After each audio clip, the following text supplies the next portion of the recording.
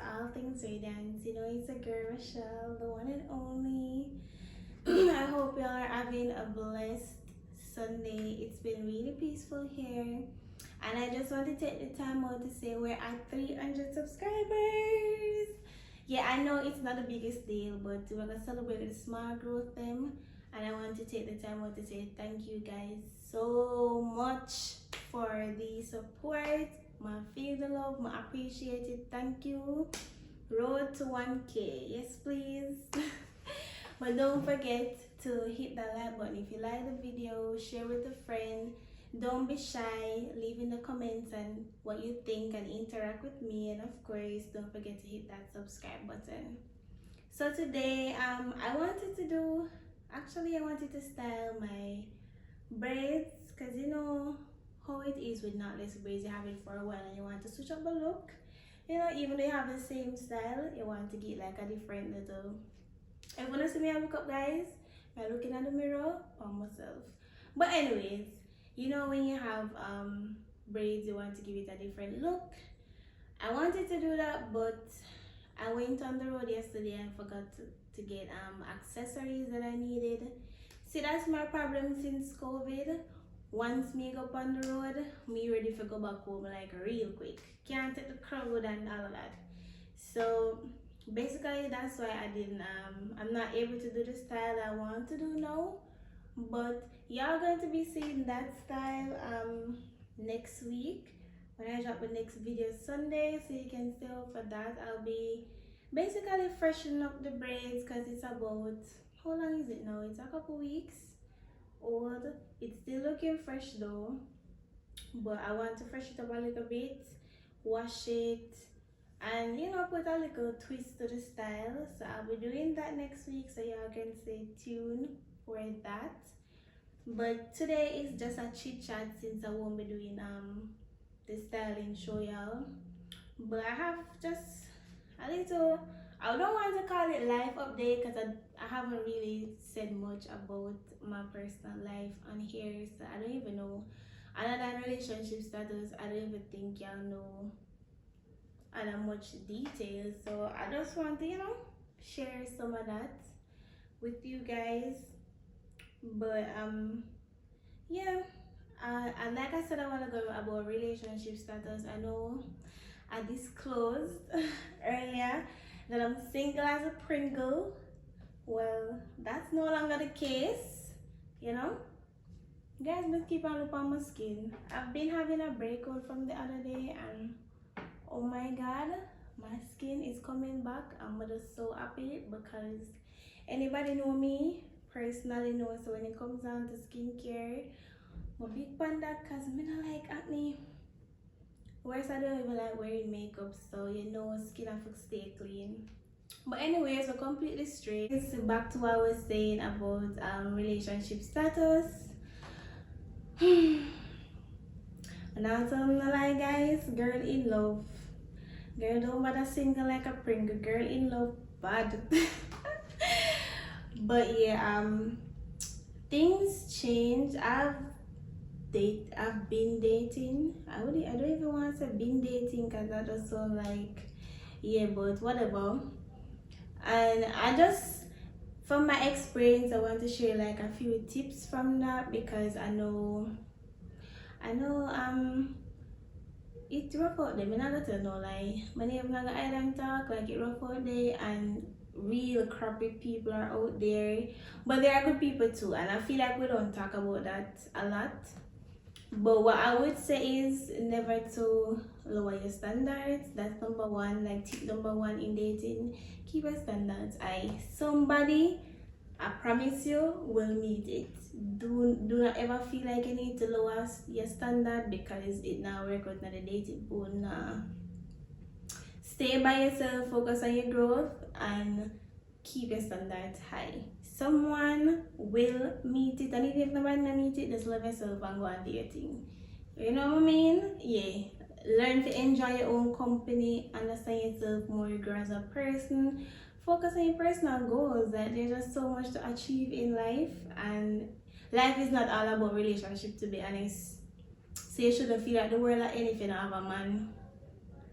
while companionship is nice, it's, yeah, we're not gonna tell a lie. It's nice to have somebody in your corner, but at the end of the day, life goes on if you don't. Like at the end of the world, you're not less than nobody if you're not married and have pitney. You're not less than nobody if you're not currently dating. It's okay to be single and by yourself too. But dating wise, that's my main advice to anybody. Do not ever lower your standards. Okay? And another thing too, what I feel like, one thing I feel like people should look out for, and I think this is coming up now because it's a super random, but I'm just saying that with you guys. I was listening a old school R&B. I mean, I say them song here are some real yamed, some real yam menke songs. When you really listen to the lyrics of them old R&B there, yeah, it sounds lovey dovey and cute, but that's some really yamed shit. But besides that, the song lyrics are saying I think it was Keisha Cole Trust, and she was saying at the beginning to Monica that the guy got through some things and she feel like she want him to trust her. Look here. And this is a major turn off for me in dating. Do not let nobody, and I mean nobody, just meet you and I tell you no sad story about them life, okay? Them sad story is not your business. I don't care what the hell they went through. I feel like that's a form of manipulation and them trying to look pity. Or they want you to it's way too soon for you to disclose in all of that, in my opinion. So that's just their way of trying to get you to prove yourself to them, like prove that you're not going to hurt them, when the reality is it's just a form of manipulation. Because when you're going to overextend yourself to prove your loyalty, you're not even realizing that they're not proving themselves to you, and you always end up get used in a situation like that.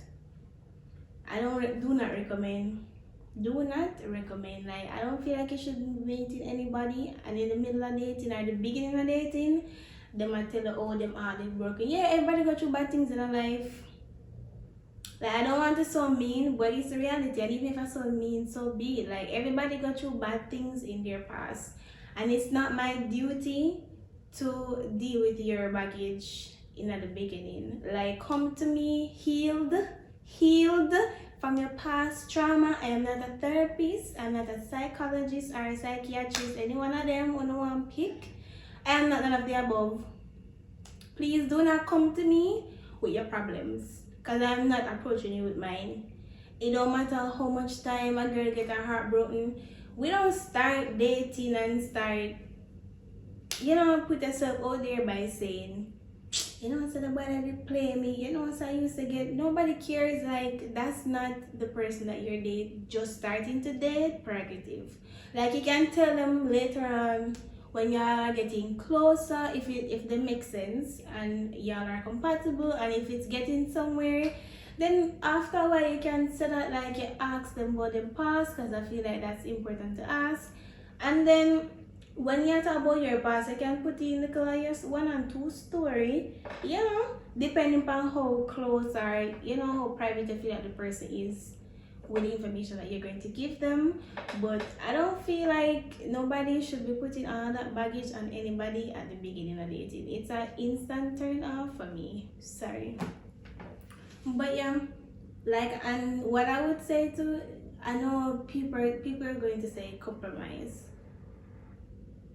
I'm not going to say no at all to compromise, because it's very unlikely for you to find somebody who will love every single thing that you love. But just make sure you're not compromising enough. Not to the point where you're dimming your light or you're losing yourself. Like, always stay true to yourself. If you don't like, I don't even know what's an example to use. But if you don't like something, you don't like it. That's not in my opinion, that's not really compromise. Like, if you're constantly doing things that are making you uncomfortable, then that's not compromise. You just go to your way for somebody all the time. That's not compromise. That's just putting yourself on the line for no reason.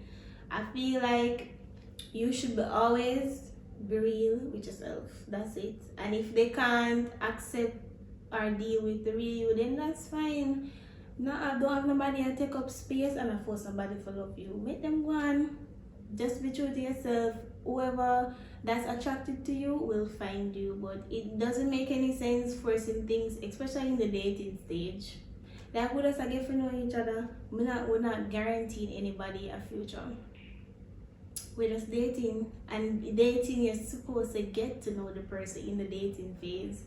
It's so you're not supposed to be clinging on to nobody. Just get to know them, and if they don't like what they know about you or you don't like what you know about them, then deuces. Don't hold up the line. You know, another day. Can try somebody else, simple as that. And the fourth point, what I would say about dating, I know people, so personally, I do this a bit different, but all the advice I get, and I've always heard people saying this, that you should date more than one person. No. For me, I am going to say that don't work, because I'm not against the idea, and I understand where the idea is coming from. So I think the concept is coming from actually just, you know, not, I think when you're dating one person, you tend to like focus more on them and zoom in, and sometimes it just don't work out. So what I think dating more than one person means is to keep your options open. So because like I said, dating is not a marriage thing. It's not guaranteed. You're just getting to know people. That's what dating is about. So you don't want to focus on a one person and then it don't work out, and you did waste all of this time when you could have entertain or date other people that were coming along that were, you know, making advance towards you, and you turn them down because you're dating one person. I think that's where the people are coming from when they say date more than one person. But personally, I don't know. I feel like probably I'm 26, and I feel like before now I would have done that and I would have been fine. But now it's either I'm in the place where I never wanted to date at all. Like over man, over relationship, over knowing people. I just want to focus on my goals and my bag. Full stop, right this one. And it's just that in my case, I reconnect with someone that I reconnected with someone that we have a little history. We were dating before, but it just never passed the dating stage. And so it kind of never felt that new. So in my case, I never felt like I needed to explore no other parties, because like I said, I really never planned for date again for a very long time. So in my case, it was just, I guess it was simpler. So I can't really apply that theory to my case, because personally, where I was, the state of mind that I was in, I was not willing to date much as fear date more than one person. But separate from my experience, I would advise to try dating more than one person for real. And like I said, it's because when you're dating one person, you tend to zoom in too much, and 99% of the time, you know, girl look good, we are beautiful queens, and it's not a case where other persons are making advances. But when you zoom in on the one person and they're wasting your time, then you have all the other advances that you turn down when you could actually give a chance. And I think there's nothing wrong with dating more than one person's not. I never say sleep with. Can I date 3 men and I sleep with the 3 of them? Or 3 women and I sex everybody? But I know man are gonna do them one thing. But I'm just saying, you know, that don't mean so you sleep with everybody. You just a date, a go out and get to know them, and then you decide who you feel like you want to go there so with. And it's not even a guarantee so the person who you want to take further might work out either, but. And I think it's fine to let other people, let the persons that you are dating know that you're open to dating other people. I feel like nothing is wrong with that either. It's just mutual communication. We're grown as people, so just communicate. Yeah guys, I know I don't even want no comment on the comments come down me. So let me address something I said before too, that I said earlier. When I say people don't, as in when you're just starting dating, you don't know what the possibilities are as yet. So you don't, at that point, you're not dating for marriage, you're just trying to get to know somebody. But of course, when you start dating, you feel like the person has potential, then you can probably start thinking about long term. But I don't feel like you should go in dating and I wish upon a star for your husband. Like, take things slow. Don't lose I don't want to say don't lose your focus on yourself. I'm gonna put it like that. Focus on not having fun experience. Like, take the pressure off of yourself and think about, oh, I want a man, I want a kid. Like, live life. You can't take life too serious. Like, live a little. Of course, you're dating with the intention probably at the back of your mind, so you can find a decent man or a decent woman, you know, a decent partner that you can probably have something long term with. But I don't think you should be mixing all of that in the beginning of dating, because I feel like that longingness is going to like blind your focus from, you know, them have some dirty flaws and some dirty ways where you know so you really and truly can't tolerate. But because it's a caught up on your desperation for a partner, you get blinded by all of your feelings until you don't realize that there are so many red flags and you're not paying attention to them because of your desperation for a partner. So kind of let go the weight and the baggage of all of that and just genuinely spend time with the person. That way you can see if you really and truly have things in common, if you have connection with them, if your goals align, if the mindset can work with you. Not like compatibility stuff, but don't go in a dating and look for a husband. Go in with an open mind and paying attention, and don't lose focus on what you like and yourself and things that you want for yourself. Don't lose yourself and try to find a man, basically, or a woman. Don't lose yourself trying to search for a partner in dating. Just be yourself.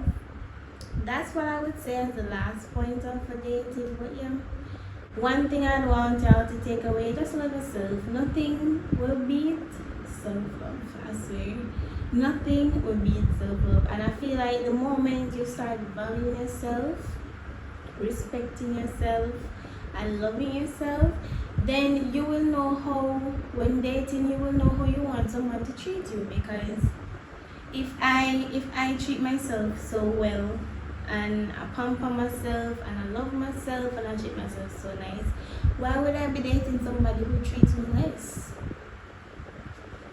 That don't spell sense, right? If I am really loving towards myself, then if you're going to come into my life, you're going to have to bring that energy or more. But you can't.